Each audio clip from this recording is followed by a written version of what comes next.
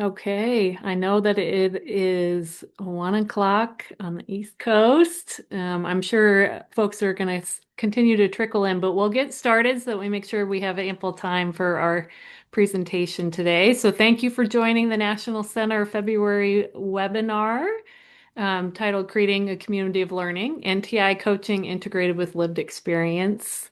It's going to be a great webinar. It's facilitated by Betty, Carla, and LaShawnda, and supported by Justine Rowe. So we're excited to share about this community of learning with you all today. Next slide. This is just showing the beautiful pictures of our presenters. All right, I'm going to hand it off to LaShawnda to do introductions. All right. Good afternoon, everyone. Thank you so much for joining us in our webinar today. My name is LaShawnda Kilgore, and I'm a training and implementation specialist.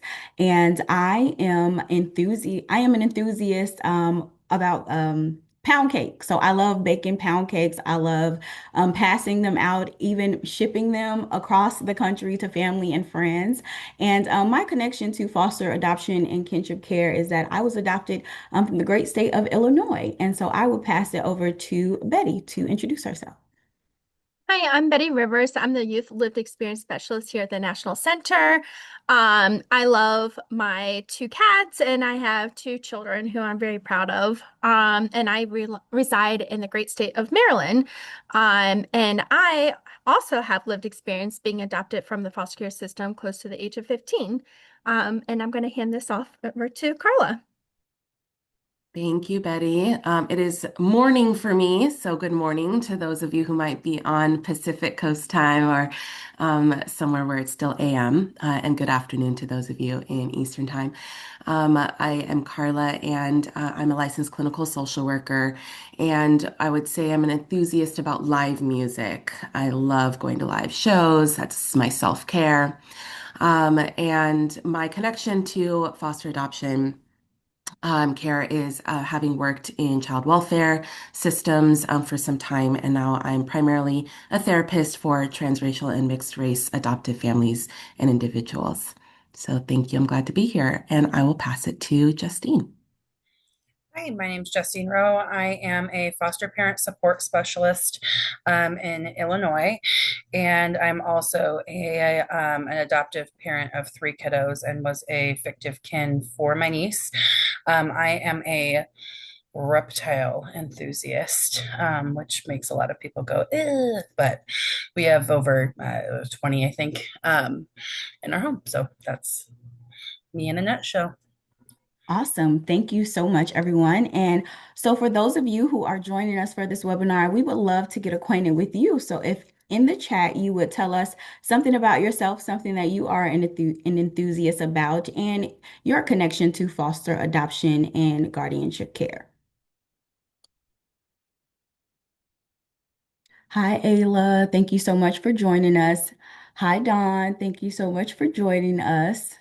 Very happy to hear about your love for fiction and spy novels.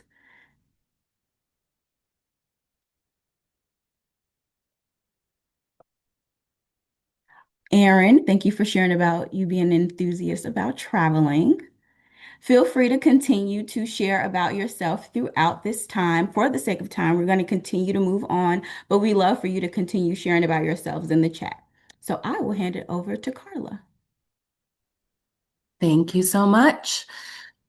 Well, we're really excited to share with you about our experience in learning communities and how to establish learning communities with our folks and participants who are enthusiasts or soon to be enthusiasts about NTI and the importance of adoption competency. And just to note, when we say adoption competency, we're also including permanency. You know, there are various ways of providing permanency and committing to a child lifelong.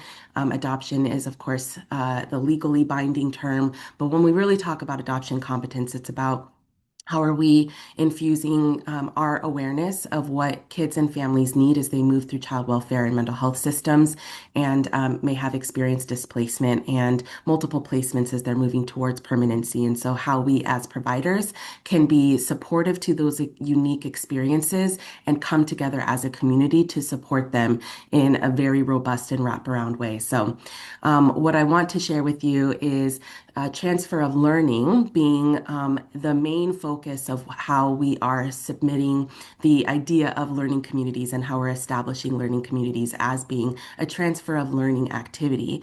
And so research has indicated that there's a significantly higher rate of information transfer when training is combined with reinforcement activities, such as transfer of learning activities. And those are the ability of a trainee to apply the behavior, knowledge, and skills acquired in one learning situation to another. So, of course, we can sit and take a training and listen to it or read it.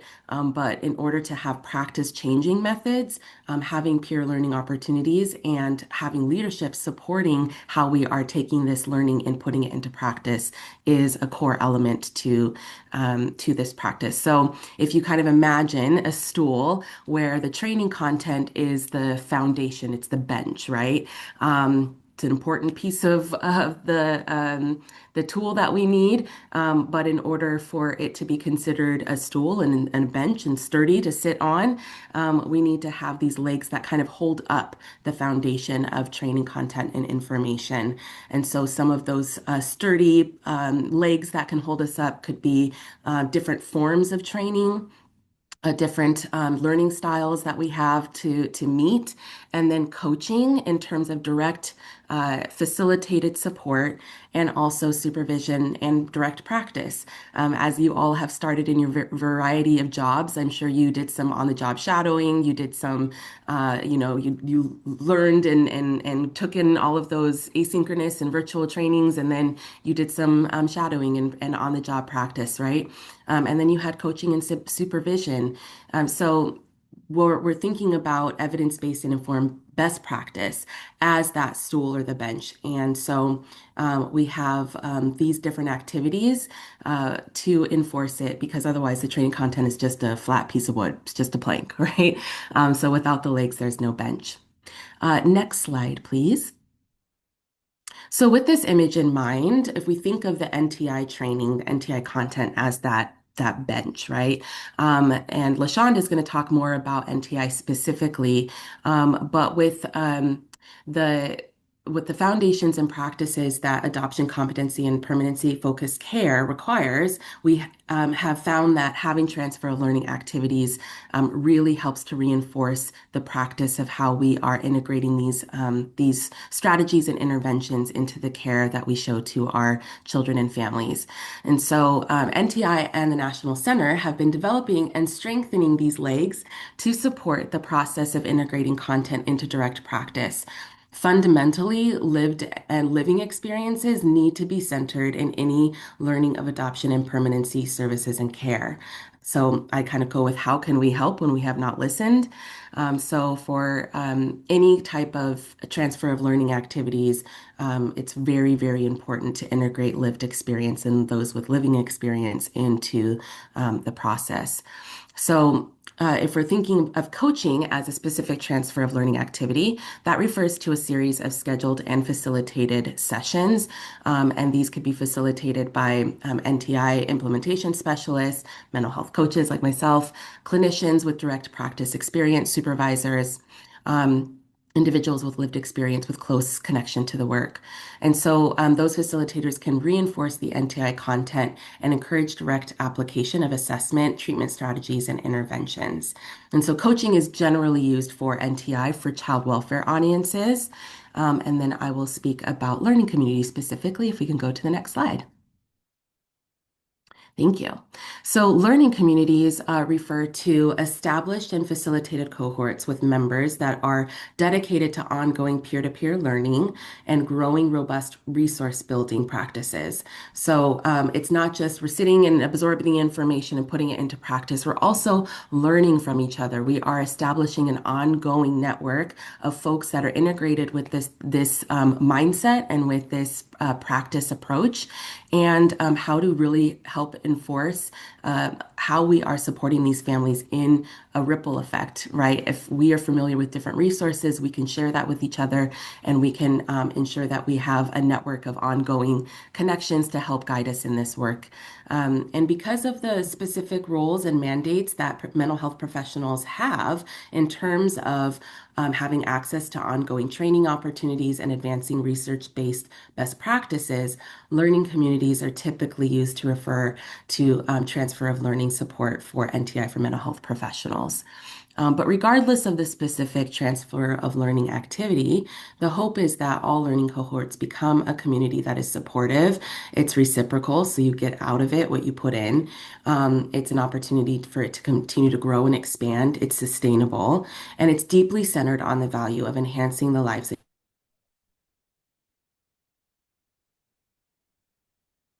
It's our responsibility to continue building ongoing communities to learn and practice how to do this work well, collaboratively, ethically, and with humility. So I will turn it over to LaShawnda to discuss more about NTI. Awesome. Thank you so much, Carla, for setting the stage for that. So I will tell you all a little bit about NTI, the training that Carla has referenced a little bit. So NTI is a free online training that is equipped with so many tools and resources. And really, NTI was created to build the capacity of child welfare and mental health workforce to better understand and address the mental health needs of children, youth, and their families that are experiencing foster care, adoption, and kinship care. So it's web-based, interactive, it's self-paced to really support different learning styles, and it's free. That is, the training is also equipped with continuing learning education credits. And with that, if you can excel to the next bullet, thank you. So within the training, there are tools and resources that really support clinical practice. It also provides assessment and therapeutic strategies to address some of the behavior challenges that can arise. And then in the training, it also offers a shared language to really support collaboration between mental health and child welfare professionals.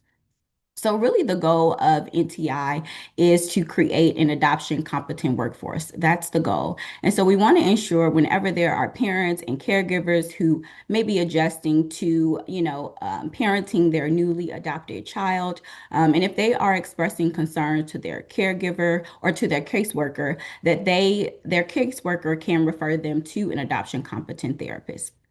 And so, to really meet this need and to ensure that there are professionals, that most professionals serving these families, that there are adoption competent professionals. So, we provide three different curriculums. If you can go to the next slide. Thank you. So we provide three different curriculums. So there's a child welfare curriculum, and that one specifically focuses on the casework practice. So it focuses on skills for staff and workers across the child welfare continuum, as well as paraprofessionals. So this is really to promote child well-being and the permanency and family stability. And then with as well as child welfare, there's a child welfare supervisor offering, and this provides an additional 5 hours of training, and it also is paired with a supervisor coaching and activity guide. And this is really to support staff in their transfer of learning to daily practice. So we have this saying, NTI is practice changing, and we really want supervisors to support their supervisees in applying some of the skills from NTI into their daily practice. So that's a offering for the child welfare supervisor training. And then we also have one for mental health professionals. So this one provides clinical skills and therapeutic approaches that can really be used for both professionals and paraprofessionals. And then we also have one for school-based professionals. So this training provides an understanding for student behavior, and it also provides an understanding for some different types of trauma that students can be experiencing, such as homelessness, parents divorcing, some refugee family issues, as well as immigration. And then all of these also come with various CEs. And then thank you. You can go to the next slide. Thank you. And then each of these trainings are equipped with so many tools and resources, which you can download and actually use in your daily practice, which is what we hope that trainees do. So there are so many tools and resources built into the training. And so these trainings really support you, as well as when we talk about learning communities, these can really be used to support one another in the work that you're doing with families. And these are really essential in building learning communities. And Justine and Betty will talk a little bit more about that later. But some of the tools and resources can really help when you are working with families and helping youth and children tell their stories. So some of the tools and resources like genograms and eco maps and some of the digital stories. And then there are tip sheets for each module within the training that can be really helpful. And then I've already mentioned the supervisor coaching guide. There are a variety of resources within the training that we really hope that trainees use in their day-to-day practice. But then as you gather together in maybe some of the coaching sessions or learning communities, that you use these resources to support, your peers and the work that they're doing with their families. So I am now going to pass it over to Betty to share how important lived experience is to the work that we do. Thank you, LaShawnda. Yeah, so I'm here today to talk more about how we're incorporated our lived experience people into incorporating into our coaching model and to NTI. And what we have learned in our community community learning sessions is that one, the impact of incorporating lived experience, we have a stronger, more relevant adoption competent practice. We have learned that peer support specialists bridge the gap between translating the clinical concepts into everyday language and actionable strategies. Providers don't just learn about adoption competency, but they understand how it actually shows up in families' lives. Two, we are creating learning communities that accelerate skill transfer and sustainability. Bringing in lived experience voices ensures that the lived experience community stays focused on what matters most to youth and families. The learning communities create ongoing spaces for reflection, practice, and shared problem solving. And the impact of that is that adoption competent care becomes embedded in agency culture, not dependent on just one training or one champion.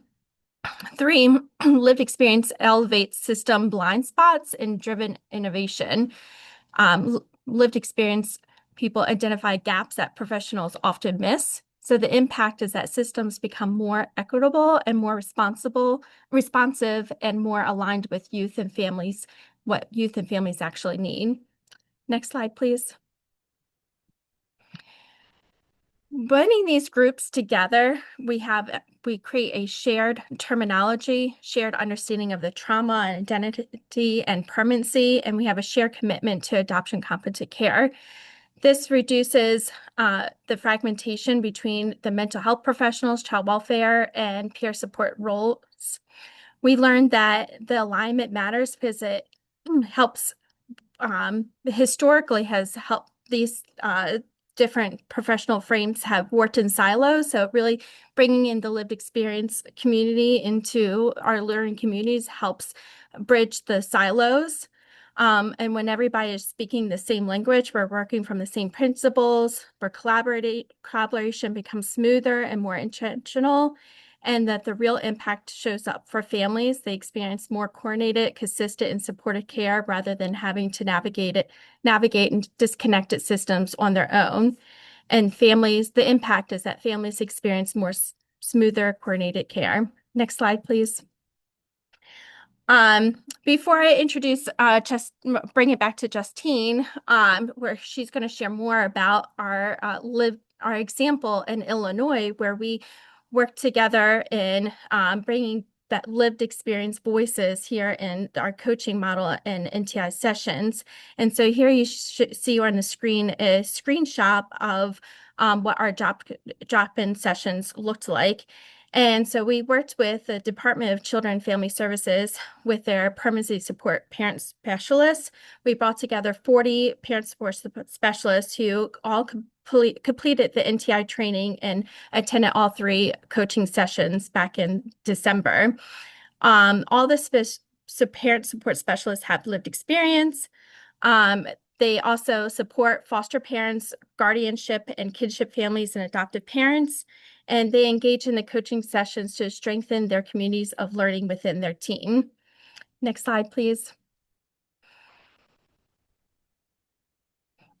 So I would like to bring it back to Justine, who you met earlier. She's going to share more about herself. Justine is a foster parent support specialist who experienced collaboration roles as someone with lived experience. She will speak about how completing NTI and participating in the coaching sessions in Illinois has shifted her practice with working with her families. So I'll hand it off to you, Justine. Yes, thank you. Yep. So as Betty stated, I have completed all of the NTI training modules, and I attended all 3 of the coaching sessions. And then obviously I've heard from individuals with lived experience as well. I am on subsides of that myself, and then work daily with individuals that have both been in foster care or are foster or adoptive or guardianship parents as well.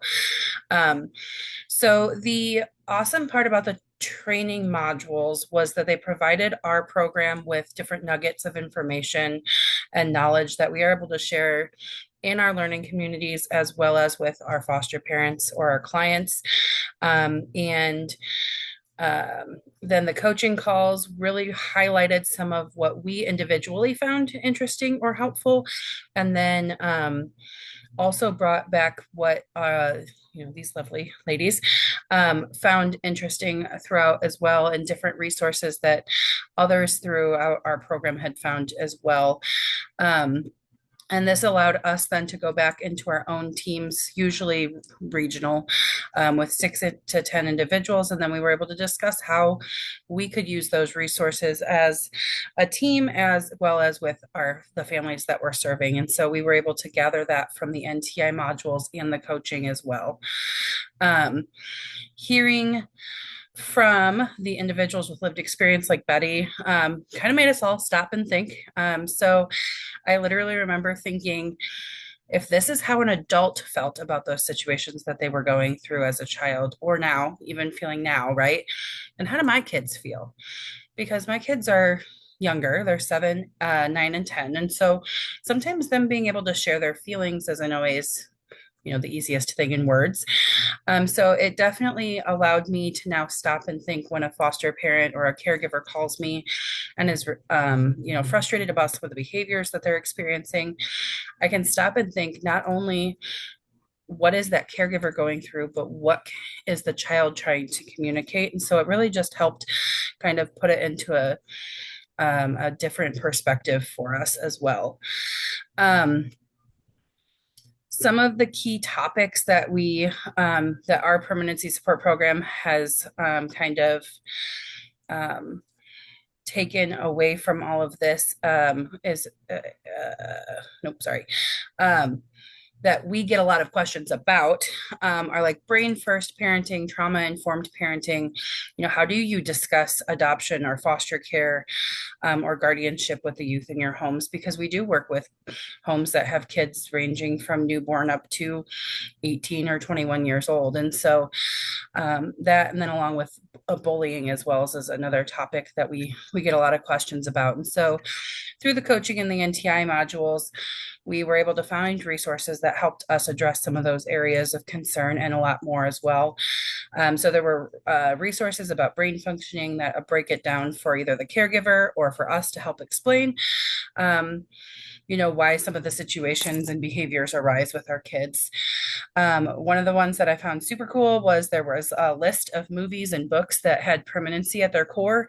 And that gives us something to then tangibly give to a caregiver that's in the thick of it, that helps them be able to kind of either understand in their own situation or help the kids kind of learn how to tell their own stories as well. Bullying is obviously a pretty hot topic for schools and in social media. And so our kids sometimes are kind of the brunt of that situation, or find themselves even being labeled as a bully due to the behaviors that they might exhibit. And so the resources that we found were able to kind of help us put that in a different term of it being a stress response to the different things going on in their lives, because we know that our kids are often experiencing so much more than we can even really put forth. And so, through the coaching, through the NTI modules, through the lived experience, uh, I'm not sure what word I'm looking for. And then the resources that we found as a support program, what we hope to be able to do is to take some of these things and offer little learning opportunities at like lunch, like a lunch and learn for our foster parents to gain more knowledge in these areas. But we also hope to suggest to them that the training itself for some of our caregivers that we feel would benefit. And then I think I'm sending it back to Betty, right? I can go ahead and take it, but thank you so much, Justine. Um, is everyone hearing me okay? Is my internet all right? Okay. A little thing popped up, but okay. Well, thank you so much, Justine, for sharing. It's such a wonderful experience to have partnered with Illinois and with the Parent Support Permanency Program, and to just hear the robust experiences that everybody had. I mean, I think it's so critical that this kind of frontline access that families have is with someone who has lived experience, right? And that's so important when families are just in the thick of it and they are in crisis and they are overwhelmed, and to have to navigate who to contact and are they available after 5 p.m. and it can be a lot. And as someone who's been a child welfare worker, someone who's been a therapist, there's limited time that sometimes I'm available. But those that are in the role of those family support folks, and I've been in those roles too, when you're available 24/7 and you are that first line of getting that call, and just being able to partner with folks and to say, I get it. Let's take a breath together. I understand what you're going through, and we're going to figure it out together. Um, it's so powerful. It is so important for folks to feel heard and to know that someone really gets it. And when I've worked with parent coaches, and I've been working with the families and kind of partnering them with the parent coaches and saying, like, there's going to be some limitations and things that you're not going to want to talk to me as your social worker, and you're going to want to say it to your parent coach, and that's what they're there for. So it's just such an important element of how we incorporate this type of support. So wanted to give some helpful ideas and suggestions for how to develop a robust community of learning, and you can base it off of a variety of models. The learning community model that the National Center has based this off of is learning collaboratives, and so there's some very specific elements that are within that framework, but what we are indicating are what is based off of that model, but also just helpful pieces that would be important to consider as you're creating and sustaining a community of learning. And if you already have a community of learning within your agency, then you can kind of maybe check off the boxes. Oh, yep, we do this. Oh, yep, this is something that's important. Oh, we hadn't considered this, but maybe we'll put that into practice now. So really having your leadership and administrative network really support and model the importance of integrating training into practice is really important, right? In order to have the support from your leadership to have protected time, right, for being able to establish training. And so many times there are these strategies to have practice change models within an agency or an organization or a whole community. And the expectation is kind of on the workers, those frontline workers, to take the time to do the trainings and make those shifts into practice. But we need to see that modeled by our leadership. We need to see that it matters with our leadership and that they are taking the time to really say that this is important to them. And how we even got the connection with Illinois DCFS with the peer support specialist was we had a drop in coaching opportunity for those that had participated in NTI mental health professionals, and administrative support person at DCFS who is, leading the parent support, the permanency support program team, attended that drop-in and said, "This is great. NTI is great. This learning environment is great. Let's do this for our team, for our parent support specialists." So it was the first of its kind in terms of having a specific coaching offering for NTI content for those with lived experience who are in that role of the parent support specialist. So by having a leader in the agency say this matters, this I attended, I took the training, and I want to provide this opportunity for you all, and supported it with their leadership was really what made it possible and successful. Also, another important element is to have a dedicated and experienced facilitator. So, having someone to develop, support, and guide these learning cohorts and these learning communities is required to have successful implementation of the content because there's the importance of coaching and supervision and teaching in practice change. Really having that clinical expertise can lead to enriching discussions and in helping to strengthen your confidence in delivering those therapeutics treatment strategies and interventions. And we also consider just the need for culturally sensitive, trauma-informed, and adoption and permanency competent strategies. Like that is complicated.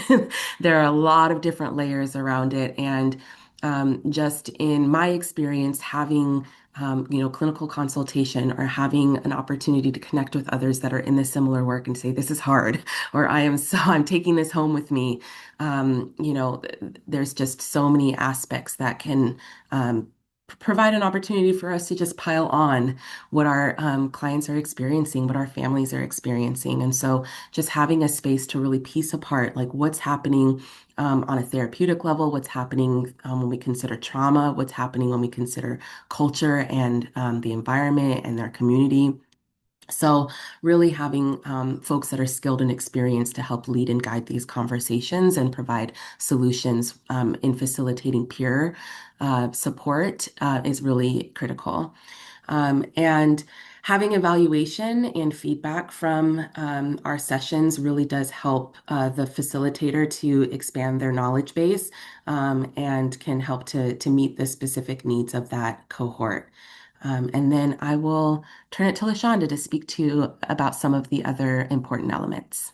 Awesome. Thank you so much, Carla. So I'll combine the next two since they kind of speak to each other as far as consistent and ongoing times to meet as a group and establishing the importance of transfer of learning activities. So when creating a learning community, it is really important to have consistent and ongoing times to meet as a group. So as we have mentioned, NTI is a robust training. And so there's a lot of information in there. And so it's really important that when creating a learning community, that there is protected time for your group to really meet together and digest this information and process how it can really be applied to the work that they are doing with their youth and families.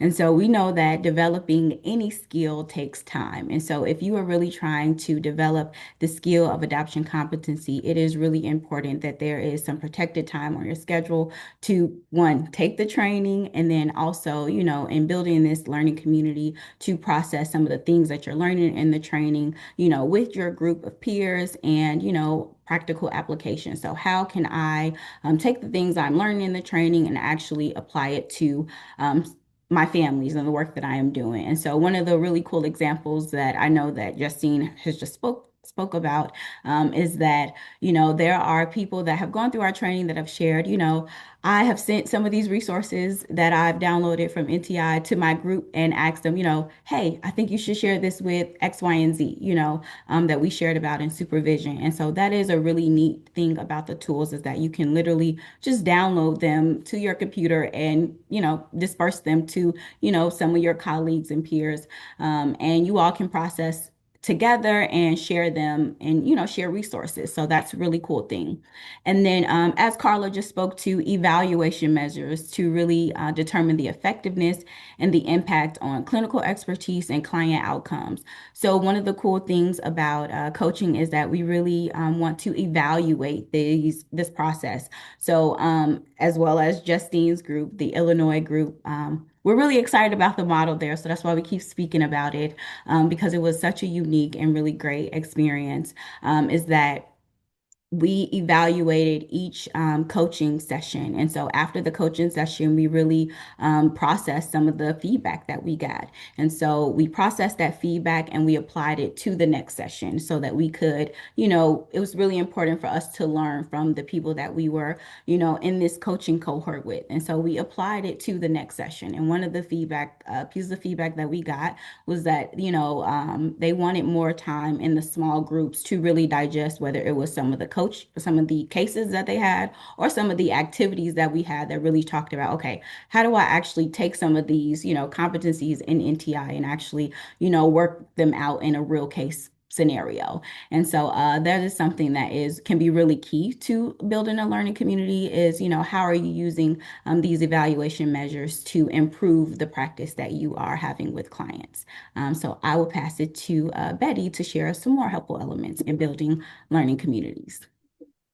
Yeah, and I'm going to just kind of wrap up this section just to really focus in on that.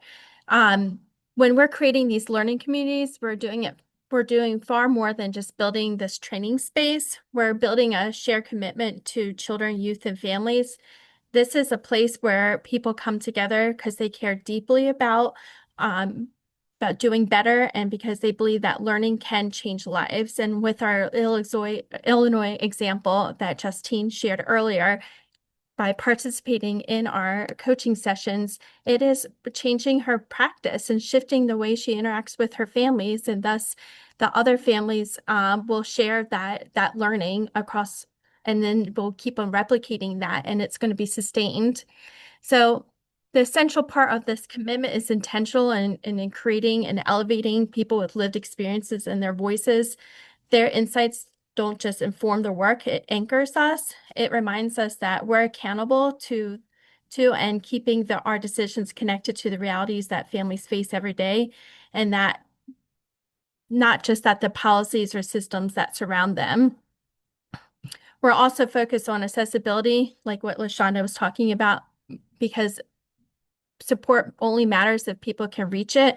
Expanding our outreach helps us welcome more perspectives, strengthens trust, and build a network that truly wraps around families what they really need most. And together, putting these pieces together creates learning communities that feel inclusive, practical, and deeply human, a solid foundation where people can sit, rest, and know that they're not doing this work alone. Hence, in our stool model that we've been sharing throughout our presentation today, and lived experience sits on top of that as our core component of our work in helping to change practice in the work that we do with our families. So thank you. And I think I hand this off to Erin. Oh, actually, Sorry. yeah, no worries. If we go to the next slide, I just wanted to leave you with a visual of all of us sitting together in community on a sturdy, solid foundation. And we hope to have contributed to this foundation that you can rest on, and the principles of adoption and permanency, and how to support our families and individuals with unique training resources and a set of awareness and pulling from the strength of lived experience, right? Leadership and peer support and learning, that all of that contributes to having a solid foundation. And so thank you so much for all of your work. And actually, in light of being that first line of support, Justine had to jump off to deal with a crisis with one of her foster families. And so she's not available to answer any questions. But if you do have any specific questions for Justine, please let us know and we can follow through with sending those to her. But we do want to just take the time to answer any questions or explain anything that would be helpful for you as you're considering how you have it implemented learning communities or thinking about establishing learning communities within your sites or your agency. Um, any questions about NTI that LaShawnda can answer. But we definitely appreciate your engagement and all the work that you do in supporting our children, youth, and families. Thank you. I haven't seen any questions come through the Q&A yet, but feel free if it's easier for you to just enter your questions in the chat. You can do that, or you can request to be unmuted, whichever you prefer. Just to get everybody's kind of wheel spinning, I have a question for you all. What strategies help ensure lived experience contributors feel safe and valued in professional learning spaces? And I'm sure Justine would have had great comments for that, but I know you all can contribute too. Well, I'll start, but I'm sure that Betty and LaShawnda have insight as well. I mean, in any group, but especially learning community or learning setting, just having safety and some established agreements around how we are spending the time and using the space and what the purpose is. I mean, really getting centered on supporting the well-being of children, youth, and families, and how we can kind of get back to what um, our fundamental role is in that, and then also how are we working together to be clear with this is your part and this is contributing to their well-being. This is my part and this is how I'm contributing to their well-being, and really seeing that we all have a unique perspective to offer. Um, I think that also having some structure that can also be adjusted by the actual folks that are attending that group is really important. So that folks that are in this group, I know that because I'm with LaShawnda and Betty in this group, we can cater to their specific needs and their specific learning styles, for example. And so being able to ask those questions and not just assume that what works with one group is going to work with Mhm. with another group. So really getting a sense of what are their needs, what is the baseline of your learning, what strategies do you want to practice, and what is the learning style that will work with this group, and how can we support each other moving forward. That's I great. would like to add, thank you so much, Carla. I think you hit that right on. I would like to also add that in the beginning of our sessions, we practice, well, throughout the session, we practice grounding in some self-care. And so Carla does a really great job of those breathing exercises, taking a moment to pause because this is really heavy work and a lot of if a lot comes out in these sessions, and sometimes it could be a little triggering. So I think it's really helpful that we have, Carla, who has a very smooth, soothing voice to kind of practice that calming self-care exercise throughout the sessions. And then also recognizing that it's okay to take breaks, that these spaces, what I love that I heard from our executive director from youth, the National Youth Move organization, is that no space is a safe space for people with lived experiences. It's always creating brave spaces. And I think that that's Mhm. what we did here in our coaching sessions, that we created really brave spaces for people with lived experience and who's lived experience in terms of being involved in child welfare, but also Carla and LaShawnda, who have lived experiences, mental health connection as well, being a mental health professional, having brave spaces for them as well. So recognizing that you might need to turn off your camera or take a break and walk away and come back when you're ready, and creating an environment where it's okay to do that and it's acceptable, and that we can have those spaces to take a break and when needed. I love that, Betty. Yeah, creating brave spaces. I hadn't heard that before, so thank you. You're welcome. We do have a question in the chat. So, has this been used to introduce parents with kids that have been in care before they're reunified? I'm thinking how this could be really helpful rather than the generic parenting classes some parents are required to take. I Go. was about to type a response in that. I think that's such a beautiful and important question. And really, it's my belief that reunifying parents are the ones that need this information the most because it is their families that we're trying to bring together, right? So, um, I was going to recommend NTDC. LaShawnda, is that, yeah, and Aaron, I see you nodding. If you could speak about that a little bit more specifically, but that is a parent-facing curriculum. Correct. That's exactly what I was going to say. Yes. Yeah, and I'll find the link and put it in the Yeah. chat. But that was NTDC was a curriculum that was funded through the Children's Bureau. And it's, kind of we refer to it a lot as the, NTI version for families, Yeah. NTDC. A lot of the same kind of knowledge and curriculum is incorporated in that training, and it's free and available online. I know a lot of systems have Yeah. implemented it for their training for foster and adoptive parents as well. Definitely. Definitely. I definitely think that birth parents can benefit from this training, but this training is specifically geared towards professional, it definitely references professional work within the training. So want to keep that in mind as well. And I also want to give a nod to C.A.S.E, who is our parent organization who help put together NTDC training. And so all the core competencies and practices from the NTI training is incorporate into the family facing training that you're speaking to a lot, Ayla. So I highly recommend those courses. But I do think the work that you all are doing with parent support partners also translates really well in these situations as well, right? Like that they can you mentioned this earlier, Betty, of how the parent support partners are influencing a lot more families in their day-to-day work because of the knowledge that they're gaining through the learning communities. And NTDC has now been evaluated as evidence informed. That's great. Thank you, Laura. Do you all have any other questions?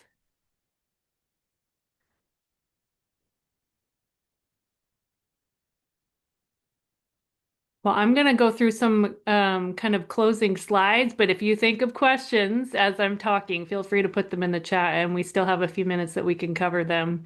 I'll pause what I'm doing if questions come in. So Jessica, can you bring the slide deck back up, please?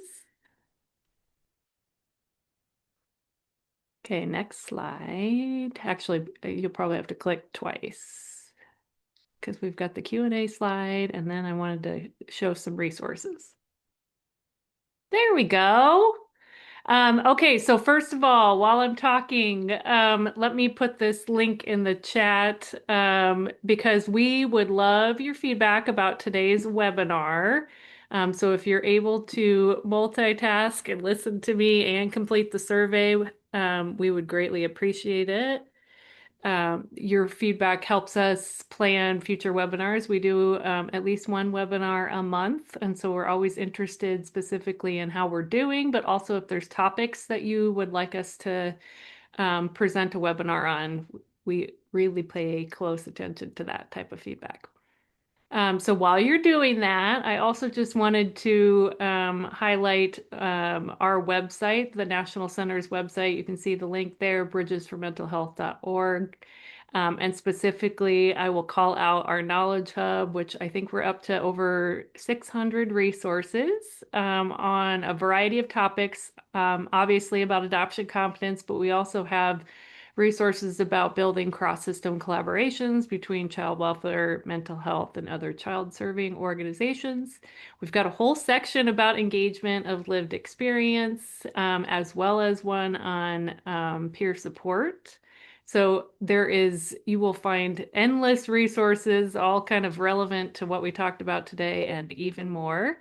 And if you're looking for something that you can't find in the hub, please always reach out to me. We've got a chat feature on our website. You can just ping me directly, or you can email me and you see my email. I'm happy to help kind of track down any additional information that you might need in your work. And lastly, in box 4, we ask you if you would like to stay in touch with us and keep up to date with the work that we're doing, hear about our future webinar topics. You can scan that QR code and sign up for our email list. We send maybe 1 to 2 emails a month, so we will not be flooding your inbox. So please do consider signing up and keeping in touch with us. We would greatly appreciate it. Thanks. So I think, oh, did I hear somebody? Oh, I was just going to reference the learning community sign up links that you put in. Please do. Yes. So Erin did put in the chat that we are offering learning community cohorts that are starting next week for those that are in Oklahoma, Illinois, Rhode Island, South Dakota, and Michigan. Those are our active sites that we're the National Center is providing technical assistance in. And so if you have completed NTI or you're enrolled and you haven't started, but would appreciate being a part of the learning community, please sign up. There's a couple of different cohorts according to schedules. And so we would really love to get those going. If you are not in one of those sites, but you would like to participate in NTI or in a learning community and think about developing one for your site, do reach out to Erin. Her email address is listed in the chat as well, and we can definitely explore that. So just wanted to share that more in detail. I'll be facilitating those learning cohorts, and that'll be specific to NTI for mental health professionals. So if you are a mental health professional, paraprofessional, want to be a part of the community, would love to have you. Thank you, Carla. I also just put a link to the main webpage on our website so that you could learn more about learning communities, and then the schedules are posted there as well. So plenty of information. I'm sure, hopefully we didn't overwhelm you with all the links in the chat. But yes, if you have any questions after today, feel free to reach out. We will be sending out the recording um, this week so that you have access to that and can feel free to share it with others. It will be posted on our website eventually as well. So thank you. One last plug, if you haven't done it, to complete our survey. It's really short, I promise. And I'm not seeing any other questions. We'll end a few minutes early and give you some time back in your day. Thank you. Thanks, everyone. Take care. Thank you for joining, everyone. Have a good one.